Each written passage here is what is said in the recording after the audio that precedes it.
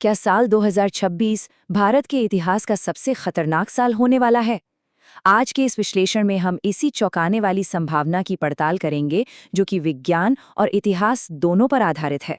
चलिए इसके लिए थोड़ा समय में पीछे चलते हैं। साल 1877।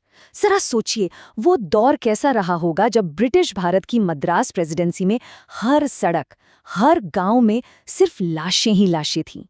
ये था 1877 का महाअकाल। और ये कहानी सिर्फ भारत की नहीं थी। उस एक घटना ने दुनिया भर में तबाही मचा रखी थी। भारत में करीब 2 करोड़ और ठीक उसी दौरान चीन में 2 से 3 करोड़ लोगों की जान भूख से चली गई। कुल मिलाकर 5 करोड़ जानें। अलग अलग महाद्वीपों पर बसे करोड़ों लोग एक ही साथ भूख और सूखे की चपेट में थे। तो सवाल ये उठता है कि 1877 में आखिर ऐसा हुआ क्या था जिसने पूरी दुनिया को घुटनों पर ला दिया था? वजह कोई जंग या महामारी नहीं थी। वजह थी प्रकृति का एक बहुत ही शक्तिशाली रूप, जिसे कहते हैं सुपर एल नीनो। और आज 140 साल बाद ये फिर से दस्तक दे रहा है। हाँ, ये सच है कि आज हमारे पास बेहतर तकनीक है, बेहतर नीतियां हैं, लेकिन एक नई चुनौती भी है, और वो है बढ़ा हुआ वैश्विक तापमान। तो ठीक है, चलिए इसको थोड़ा और गहराई से समझते हैं। आखिर ये एल नीनो है क्या, और जब इसके आगे सुपर लग जाता है तो ये इतना खतरनाक क्यों हो जाता है? अगर इसे आसान शब्दों में समझें तो प्रशांत महासागर, जो दुनिया का सबसे बड़ा महासागर है, जब उसका एक बहुत बड़ा हिस्सा किसी विशाल हीटर की तरह गर्म होने लगता है तो उससे निकलने वाली ऊर्जा पूरे ग्रह के मौसम का मिजाज ही बिगाड़ देती है। देखिए, आमतौर पर क्या होता है, हवाएं गर्म पानी को एशिया की तरफ धकेलती हैं, जिससे हमारे यहाँ अच्छा मानसून आता है।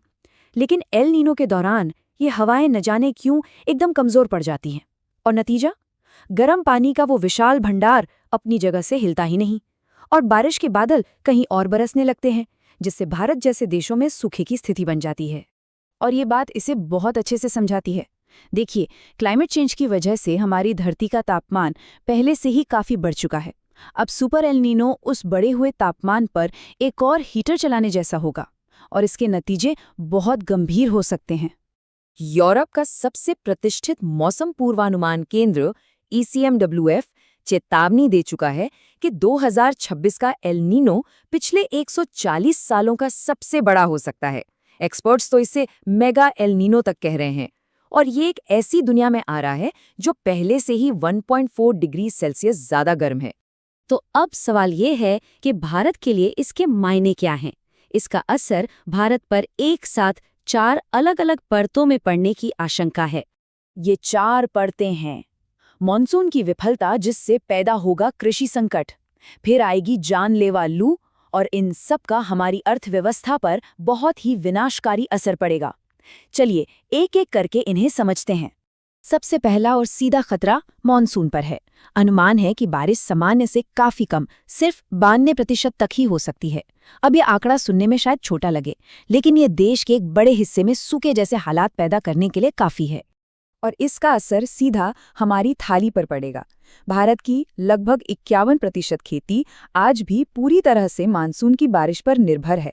तो सीधी सी बात है, कम बारिश मतलब कम फसल, और कम फसल मतलब भोजन का संकट। और तीसरी परत है भीषण गर्मी। वैज्ञानिकों का मानना है कि 2026 साल 2024 के भी गर्मी के सारे रिकॉर्ड तोड़ सकता है। दिल्ली, राजस्थान और उत्तर प्रदेश जैसे इलाकों में तापमान का 45 से 50 डिग्री सेल्सियस के पार जाना एक आम बात हो सकती है। और ये चौथी परत सीधा आम आदमी की जेब पर असर डालेगी। जब पैदावार कम होगी तो खाने पीने की चीजों की कीमतें आसमान छूने लगेंगी। अनुमान है कि खाद्य महंगाई 9% तक बढ़ सकती है, जो पहले से मौजूद महंगाई को और भी ज्यादा बढ़ा देगी। लेकिन ये तो सिर्फ आंकड़े हैं। इन आंकड़ों के पीछे छिपी एक मानवीय कीमत भी है, जिसे हम अक्सर नजरअंदाज कर देते हैं। भारत में करीब 38 करोड़ लोग असंगठित क्षेत्र में काम करते हैं। निर्माण मजदूर, डिलीवरी करने वाले, सड़कों पर ठेला लगाने वाले। ये वो लोग हैं जिनके पास वर्क फ्रॉम होम का कोई ऑप्शन नहीं है। उन्हें इस जानलेवा गर्मी का सामना सीधे तौर पर करना पड़ेगा। एक स्टडी के मुताबिक तापमान में सिर्फ 1 डिग्री की बढ़ोतरी से इनकी रोज की आय 14% तक घट जाती है, और जब लू चलती है तो ये गिरावट 40% तक पहुंच सकती है। मतलब लगभग आधी कमाई खत्म। और खतरा सिर्फ दिन की चिलचिलाती धूप में ही नहीं है। शहरों में कंक्रीट की इमारतें और सड़कें रात में भी दिन भर की गर्मी छोड़ती रहती हैं। इसे अर्बन हीट आइलैंड इफेक्ट कहते हैं।